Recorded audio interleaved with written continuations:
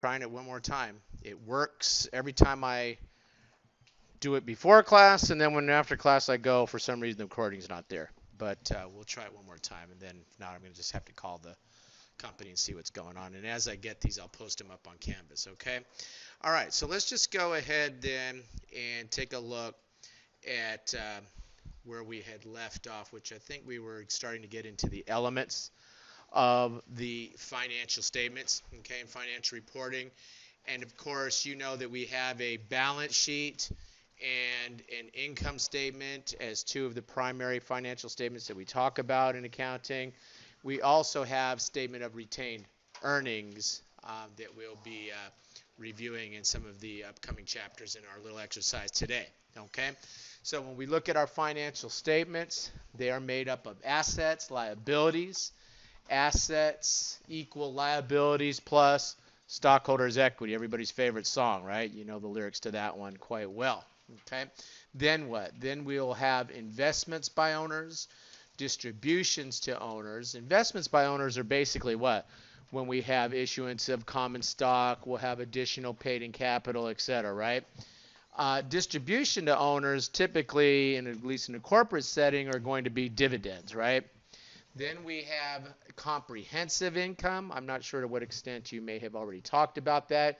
We get into that more in intermediate 2, so we're not going to say a whole heck of a lot about it in this class. Okay? Revenues are what? Are inflows of resources that come from the normal course of business. We have expenses. Expenses are incurred in the normal course of business.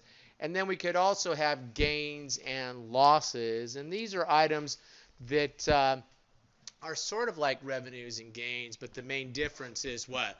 They are not incurred in the normal course of business, and so we put them in the non-operating section in the statement of cash flows.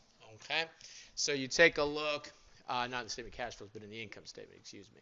So you take a look, and we have assets. Assets are probable future economic benefit to the entity, right? And so what happens? Is cash an asset? Cash is your favorite asset because what? You can turn it into any future economic benefit you want, of course, within the confines of the law, right? Okay, liabilities are going to be what? And when I teach accounting 1, I always point out the word bills is in liability, so their claim against your assets, right? And then we have what? We have equity. And equity is the residual difference between our assets and our claims against our assets. So in introductory, I always talk about, hey, you have $100 cash in one pocket. You've got a $40 cell phone bill in another pocket. And so what? Your owner's equity in that $100 is going to be $60 that would be left over. Assets equal liabilities plus stockholders' equity. Investments by owners, for our purposes, are typically going to be amounts that will be brought in, assets, and what? In exchange for those investments, we will typically issue common stock or a share of the company's equity, etc. Okay? Okay, good. Distributions to owners, as I've said, typically are going to be dividends. Dividends tend to be the distribution to owners. Comprehensive income is something that FASB came up with years ago, and it was basically to help users of our financial reports. Remember, we have our primary users, investors and creditors. Investors and creditors were going to FASB and saying, hey, you make a lot of adjustments directly to stockholders' equity, and we would like to see how those adjustments to stockholders' equity would look in the event that they affected the income statement. Okay? Now, if I keep coming by your screen over and over again because it looks to me like you're not paying attention to the lecture, and then every time I get up to your screen you have barely gotten out of Canvas, I start to think, hey, this person's not looking at the lecture because they can't even figure out how to click the slides on Canvas to open them up to see what it is that we're doing, because the person keeps getting stuck. Oh, here he comes. Let me pretend like I'm looking at the class, and they click to Canvas, but they haven't bothered to open the slides yet, okay? So at least, make it look realistic by at least having the slides opened up, so when I come by I can see how far behind you are on this clicking of the slides forward, okay?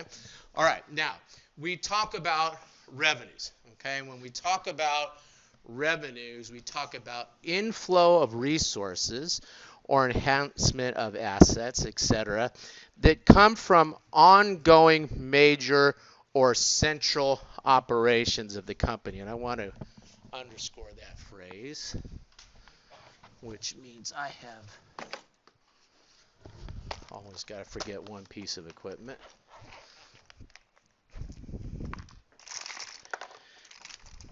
But I want to underscore that phrase, major ongoing central operations of the company. So what happens? If I am, I don't know, a grocery store, what's my central ongoing operations? Huh? Selling groceries, food, inventory items, right? If I'm Nordstrom, what is my ongoing central operations? Selling whatever the merchandise is of Nordstrom, etc., right? Okay, good. So when Nordstrom sells you, nice pair of shoes or something, they would account for that as revenue because that's the ongoing central operations of their company, right? Okay. Now you come over and you take a look at expenses. And expenses, of course, are outflows or using up of assets or incurrence of liabilities. And this is also the entity's ongoing major or central operations. So can you think of an expense for Nordstrom? You guys know Nordstrom, right? Every now and then you go in there just to smell the new clothes or something. Right? Huh? Okay, shipping expense if they pay the freight to sell their items, okay, freight out, okay, would be an expense. How about the freight in? Is that an expense?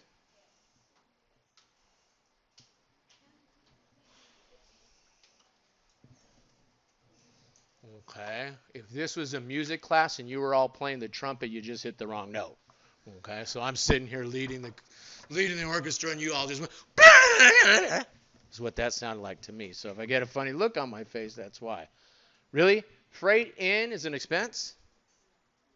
If I pay the shipping to get my freight in, when Nordstrom gets its inventory from its supplier, that freight in cost is part of the cost of inventory, isn't it?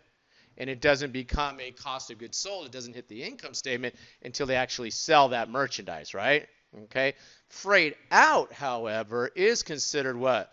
Is considered a selling expense because when we pay the shipping to our customer, we're matching that against the revenue, right? Matching of revenue and expenses. Okay. Okay, good. So an idea of an expense for Nordstrom might be the light bill, might be whatever they have to play the piano player so that you decide to, buy more stuff or whatever. Okay. All right, good.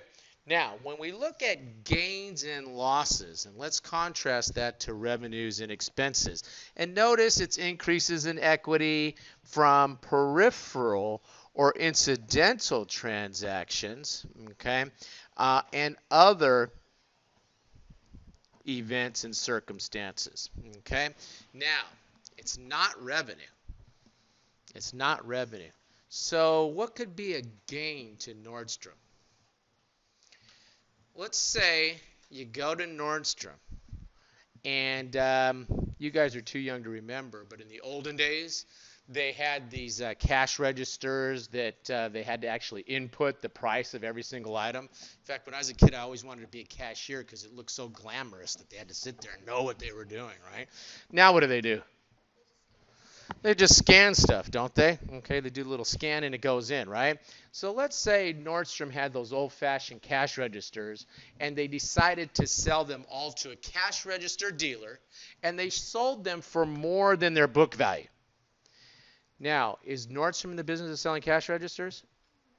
No, they don't come to you and say, sir, would you like a cash register with your shoes today? They're on sale. No, that is not the ongoing central part of their business. And so Nordstrom would account for that as a gain, and it would report it separate from their normal operating items. So you'd have revenue minus expenses would give you operating income, and then, and we'll study the income statement more later, there'd be a separate section that would have non-operating items in which they would report the gain on the what? on the sale of the cash registers. Now, when they report those gains, they report them net. What does that mean? They report them net. Well, let's say the cash registers have a carrying value of 100,000, I don't know, and they sell them for 70,000. They would, so there's a 30,000 gain there, but they have to pay a projector dealer, sorry, different example. They have to pay a cash register dealer $5,000 to take them off their hands. So what do we got? Just because I kind of messed the story up a little bit. We have what? We have $100,000 worth of cash registers. That's the book value. We sell them for, since we're talking about gains, I guess we better sell them for what? 130,000. But we have to pay a cash register dealer $10,000. Now we might get into the cash register dealer a little bit because you're dealing with a cash register dealer because Nordstrom doesn't want to stand down the street corner saying, "Hey buddy, want to buy a cash register?" So they go to somebody that what just deals with those, right? So we've got what? The book value is 100,000. They sell it to the projector dealer for cash of 130, but we back off the 10,000 fee to the projector dealer. So net, that's what? A $20,000 gain. Okay, and so in its non-operating section of its income statement, Nordstrom would show what? Gain from sale of, they don't have to be this specific, but gain from sale of cash registers, $20,000. And they would show it net of that fee. Okay? Okay, good. Now, what happens if we have a loss? A loss is a decrease in equity from peripheral or incidental transactions. Okay, it's not expenses. And so a loss for Nordstrom might be what? Let's say that they have a earthquake or a hurricane or something. You're always seeing hurricanes on the TV, whatever. And it destroys all the windows in their stores or something, right? Or a bunch of mannequins get damaged. And so what happens? They sit there and they have a $50,000 loss. But they have insurance coverage of $40. So the total net loss, the net loss I should say, is what? $10,000, and they would report that as a loss in the non-operating section of their income statement. Again, they would report that net. Okay, so revenues and gains, we report those gross, right? Revenues minus the expenses, our sales of shoes minus our shipping costs to our customers minus our light bill, our expenses, normal course of business type things, gives us operating income. Revenues and gains and losses, we're going to report what? Thank you, sir. We're going to report those net. Everybody sign in? Okay, if you have any problem with the sign-in sheet, see me after, okay? Okay. Any question on the elements of the financial statements, the balance sheet, the income statement? Okay, good. So with that, we've got time for our little exercise here. No, the exercise is right up here on the board. It's going to be great fun. Okay, let me go ahead and end this for a second. Suppose we could discard that. And I'm going to go here and I'm going to say, okay, while you were away, we looked at this question, which is what defines equity, and it's total assets less total liabilities. Okay? Okay, good. Let me just look back at that because there's nothing more irritating than thinking I've got it recording and it's not. Hello. Okay, looks like it's recorded. Okay. Okay, good. Let's take a look at another slide here, which is our third level recognition and measuring concepts. So just to go back, because it's kind of, when it comes up in the middle here, you're like, huh? Third level, what are you talking about? Remember, we had our objective, which was the users of the financial statements. We just went through our elements. We had done our qualitative characteristics, and now we're coming back and we're talking about recognition, measurement, and disclosure, and we've got principles, assumptions, and then our one constraint, which is cost. Okay, so let's just go ahead and take a look. We went through some of those other things last time, but let's take a look now at our third level, recognition and measurement concepts, and we've got our basic assumptions, our principles, and our constraints. Okay, basic assumptions, economic entity assumption. That means that the information that's contained in the financial reports will be what? Related to that one economic entity. So we don't mix the what? Financial information of the owners of the business with the business itself.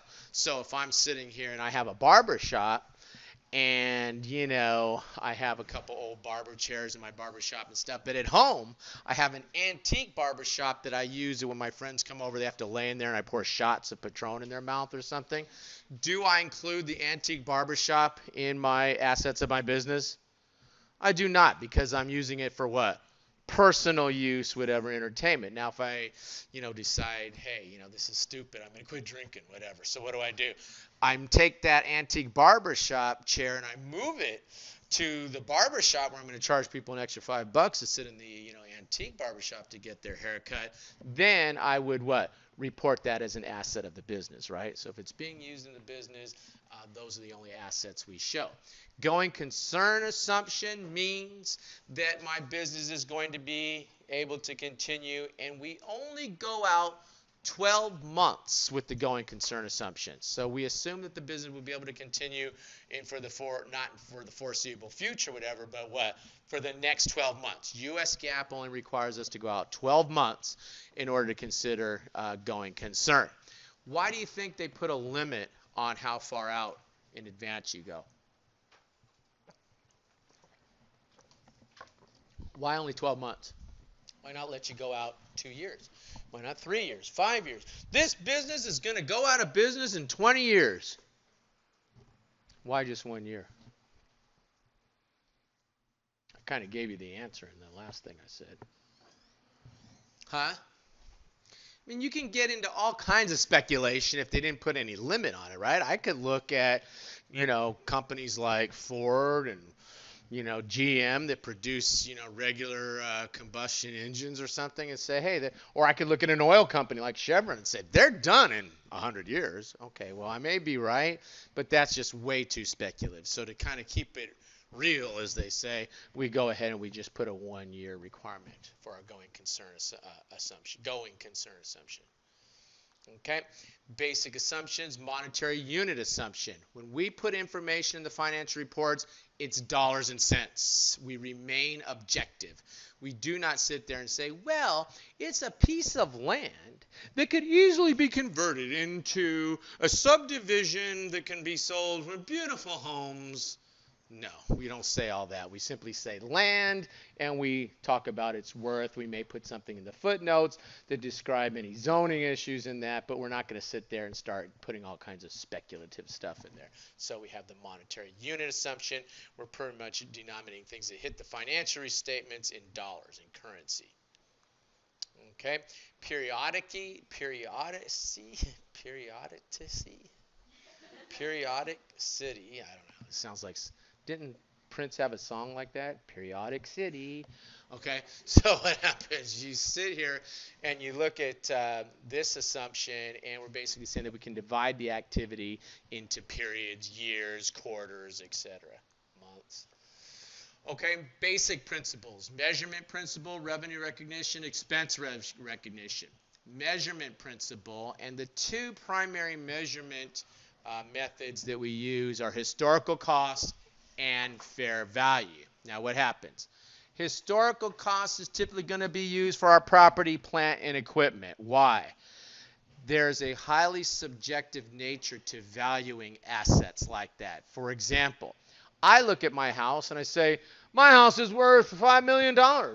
You look at my house and you say, I wouldn't give you $500,000 for this place, right? So it's what?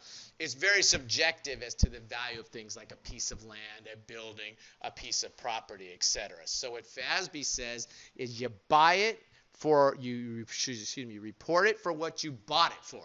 So if I bought a piece of land here in San Jose in 1974 for $50,000 and it's an acre of land, that same piece of land might be worth what? $2 million or something now, right? I would still carry it at $50,000 on my financial reports under the historical cost assumption because land is highly subjective. Okay. Now, there are some items that I can carry at fair value. For example, if I have a share of stock in a company, can other companies invest in the stock of other companies? Absolutely, they do it all the time. If I have a share of stock in a company, I can carry that at fair value because the world agrees as to the not the world, but the stock exchanges agree as to the value of a stock at the end of each day, don't they? Everybody says, okay, Apple's worth $200 a share, and if it so happens that's on the last day of our reporting period, say December 31st, then we can carry that stock at what? At fair value because it is highly objective. We've all agreed, the world's agreed, whatever, as to what the price of that asset is at the end. Okay? So it really depends on the nature of your assets as to whether you use historical cost or fair value. Okay? Now, I probably should have clicked to this slide when I was saying all that I said about historical costs, so pretend like I'm saying that now. Blah, blah, blah, blah, blah, piece of land, right? And what? Fair value, then what? For certain types of assets, for example, stock, where we all agree as to the price, okay? Now, there's also something where we talk about the fair value option. This comes up towards the end when we talk about accounting for investments. And we're going to see that companies will put their invest towards the end of the course, the intermediate one here. When we put our assets on our balance sheet, we can carry them into three categories. One is called historical costs. If it's historical costs, no duh, you carry that financial instrument, say historical costs. But we could also have our securities appear in a category called trading securities. And if they're trading securities, we carry the asset, the investment at fair value on our financial statements. And then we take unrealized holding gains and losses to the income statement. There's also a category of assets called available for sale securities. Available for sale securities, you mark them to market on the balance sheet, but unrealized holding gains and losses are part of this thing that we'll talk about later called comprehensive income. But they have the option of reporting that in our income statement if we want to for those available for sale securities. So there's certain items that they'll let us use a fair value option allowed by FASB. We'll talk more about that later. Okay. Now, when we talk about fair value, if an item is traded on the markets like an investment is traded on the stock exchange, that's easy for us. But we could have a situation where there isn't a readily available market, and if that's the case, then we start to go from a level 1 approach for fair value to a level 2 approach for fair value. Level 2 approach will go in and look at similar stocks of similar companies, see what they're trading for, and we can by analogy say, okay, if our particular investment was publicly traded or listed on the stock exchanges, it might be worth the value of something that is similar. If there are no observable inputs, then we go to level 3 and we start going to unobservable inputs such as looking at the valuing the assets of the company, looking at how they generate their income, going to an independent appraiser that might tell us what they think the value of those investments are. Okay, so we've got 3 levels of input. We'll talk more about fair value later towards this sort of determination of fair value later towards the end of the course. Okay. Often there is fair values that are reported in the notes of the financial statements. So even though we might report something at its historical cost, say an investment, we could disclose information about potential fair values. Okay. Okay, good. So let's go ahead and let's take a look at this one. On December 31st, Brooks Company decided to end operations and dispose of its asset within 3 months. At December 31st, the net realized value of the equipment was below its historical cost. What was the appropriate measurement basis for the equipment included in Brooks' December 31st balance sheet? Now, We're talking about an asset. It is not a marketable security that's traded as some sort of equipment, isn't it? Okay. So your instinct is to say what? Historical cost, since it is a piece of equipment, right? But this question is to highlight an exception to the historical cost principle, which says what? If the fair value has fallen below the historical cost, then under the rule of conservatism, we would carry it at that lower net realizable value, wouldn't we? Okay, so the answer here is going to be what? Is going to be, well, it's still net realizable value, but in the software I was using, it changed the letter on us.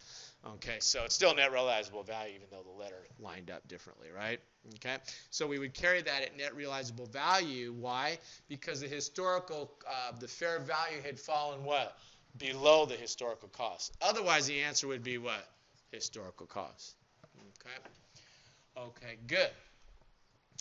Revenue recognition principle. And we have to have performed on an obligation. We have to have performed on an obligation. So we will talk more about this in some chapters coming up pretty soon. But when we talk about construction accounting, we're going to see that there's an accounting method that will allow us to take revenue as we build whatever the project is. So if we're building a ship and we're 60% of the way done, U.S. GAAP will allow us to take 60% of our revenue on that because we're 60% done because we have performed that far up on the obligation. Okay, so as you meet a performance obligation, as that is satisfied, you can take revenue. We'll talk more about that. That's basically a broad example of the revenue recognition principle. Okay. Revenue recognition is centered around, again, we've already said that, performance obligation. Expense recognition, the main thing with expense recognition is the expense has been incurred, and you will attempt to match that expense as best you can with the generation of the revenue. That's why, again, when we talked about freight out, we said that's going to be an expense because as you pay that shipping expense, as you've sold that item, it's considered a selling expense. Okay, so when you look at costs, materials, labor, overhead, ultimately become what? Become inventory. That's on the balance sheet. And then when you sell those items, they become what? Good. Cost of goods sold on the income statement, don't they? Okay, now here, on this one, they basically were assuming a manufacturing entity, which we typically do not assume here in intermediate accounting and financial accounting. We usually consider what? Retail entity. But by the same token, the items that we purchase in inventory would have had material, labor, and cost of the manufacturer, right? And then when we purchase that from them, it comes in as inventory on our balance sheet at the time we purchase it, and then as we sell it, it goes to the cost of goods sold and is reported on the income statement. Period costs, salaries, certain salaries, and advertising costs, there's no direct relationship, so they're expensed as incurred. Now, when I said certain salaries, why did I say certain salaries? Whose salaries? Good, probably. Well, depends on the supervisor. Let's say management, CEO, those kind of people. What do those CEOs do all day? I have no idea, right? Other than make things rough on us, right? Okay, CEOs, CFOs, accounting are all salaries that are considered what? Expenses incurred. They're administrative because you can't match them necessarily with a generation of revenue. If we're talking about what? Sales commissions. Now those salaries are what? Easily matched to the sale, and they would not necessarily be treated as a period cost.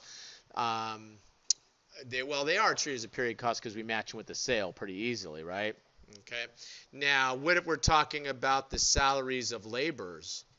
Salaries of laborers will do what? They will be included in the cost of our inventory items as we produce them. It won't hit the income statement until those items are actually sold. So they could reside on the balance sheet for a while, couldn't they? Okay, so when we say salaries, it's certain kinds of salaries. Sales commissions, for example, the CEO salary, accounting salaries, etc. Administrative costs. How about depreciation on our office building? Depreciation on the office building is going to be considered what? A period cost because it's not necessarily connected to the sale, right? How about depreciation on the factory? Depreciation on the factory is going to be included in our what? In our overhead and could potentially sit on the balance sheet until we actually sell the inventory items, right? Okay. Okay, good. Those are all product costs. Okay, good. So let's take a look at this one. Under a royalty agreement with another company, one company will pay royalties for the assignment of a patent for 3 years. The royalties paid should be reported as expense. So what happens? We are using a patent, and as we use that patent, we pay royalties to the company that actually owned the patent or actually developed the patent. Okay, and so what happens? The royalties paid should be reported as an expense in the period paid, at the date the royalty agreement expired, 3 years later, at the date the royalty agreement began, in the period incurred. Good. Period incurred, right, to have the matching with the revenue. Okay, the period paid, we're not on cash accounting, we're on accrual accounting. The date the royalty agreement expired, well, that wouldn't be a matching of any generation of revenue associated with whatever the reason was that we took that royalty agreement. At the date the royalty agreement began, that would be denying that there was further future economic benefit from that deal that we had going on, so that would not be appropriate. It'd be in the period incurred. Okay, good. Again, matching revenues and expenses is the driving force there with their expense recognition. Full disclosure. Okay, we have a bunch of footnote disclosures that we have to make. And it could be in the main body of the financial statements. For example, we saw the example there where we showed the receivable minus the allowance. That would be in the main body of the financial reports. But we could also show net receivable and then footnote somewhere what the allowance portion was and just report that net. So they give us different options. Supplementary information is outside of the financial reports. And sometimes the standard setters will require us to provide supplementary information, and it is outside of the financial statements. For example, if you were looking at the financial statements of a state and local government, there would be a requirement that you provide a management discussion and analysis as part of your financial reporting package, which is separate from the financial statements, okay? And they consider that to be supplementary information and that it supplements the financials. It gives additional discussion that expands, supplements on the financial reports. Okay? Financial statements, you know already, balance sheet, income statement. We looked at statement of retained earnings. What the statement of stockholders' equity would do was also show the other components of stockholders' equity, such as common stock, such as additional paid-in capital. Okay, and then statement of cash flows is something that we won't talk too much about in this class, but you'll get into it. You probably got into it a little bit in introductory, and you'll definitely get some more practice with it in intermediate 2. Okay, and notice we have to meet the definition of a basic element, which we've kind of talked about our definition of our elements here a little bit earlier. Okay, notes the financial statements, amplify, explain items. So again, you could have your accounts receivable net. There'll be a little note down there that will explain what the allowance was associated with that. Again, we've talked about supplementary information. It's outside of the financial statements. Okay, constraints. The big constraint is the cost constraint, and the cost constraint says that when FASB is considering requiring information going to the financial reports, they will not require that we put anything in the financial reports if the cost to the preparer outweighs the benefit to the users, right? Okay, so FASB is supposed to have that as a constraint when deciding what to require companies to put into their financial reports. Okay, good. So what do we got? 5 minutes? So what I want to do in the 5 minutes is draw your attention to what we're going to start with on Monday. Okay, which if you, I think they've got me, no, they got me back on. So if you go over and you take a look at Canvas,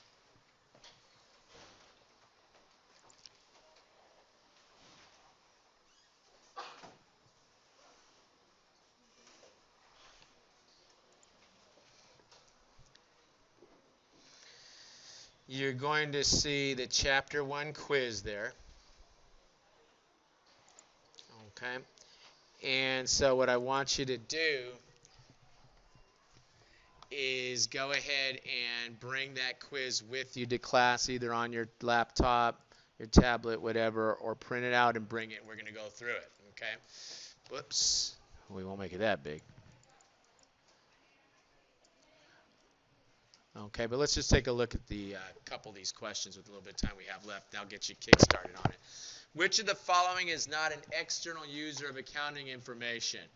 And what? Investors are one of our primary users, aren't they? Customers are obviously external. Regulatory agents, although what? These last two, A and B, I should say, are not primary users. They are external, aren't they? And so all of these are external. Which of the following is a primary user? Creditors, right? SEC and IRS may be external users, but they are not what? They are not primary. Good. In order to increase comparability in recent years, the FASB and the IASB have made efforts to reduce the difference between US GAAP and IFRS through a process known as convergence. Okay, now I'm not sure I said that in the lecture. Now, what's happened? Because there was a drive for the U.S. to go to IFRS and eventually it didn't happen, what FASB and the International Accounting Standards Board agreed is that they would both work off the same conceptual framework. So that conceptual framework that we talked about is actually a joint effort of the FASB and the IASB. The idea being that if they're both working from the same conceptual framework, over time, there should not be as many differences between the two sets of standards. That whole process that I just described is called convergence. That's called convergence. Okay. All right, good. Liabilities of a company, getting into the elements of the financial statements, obviously does not include cash. The origins of accounting are generally attributed to Lucille Ball, Luca Pacioli. Okay, and you hear him called the father of accounting sometimes, and it's because he was in 12th century Venice, and he wrote about a lot of things in his journals, and one of the things that he wrote about was this idea of double entry bookkeeping that was being used by merchants in Venice back when it was its own republic, like I said, back in the 12th century. Now, part of the reason I like to put this question in there is for you to realize how easy accounting is. This is what I love about accounting, which is what? If it's something that's been around since the 12th century, it must be what? Pretty easy, effective system, right? And what I like about accounting is we've got debits and credits, and if you figure out the debit, you figure out the credit, you can almost back in to what the other corresponding debit or credit should be. Okay? So everyone's so excited about the next class, they can't wait to come on in, right? So, okay, guys? All right, so what we're going to do is we're going to pick up roughly about number 6, so go ahead, and you can stay. Go ahead and keep going, guys, with the rest of this quiz, and we'll knock it out next time and probably start to get into Chapter 2, okay? All right, see you next time. I'm going to try this one more time. As God is my witness, I'm going to try to make this thing work.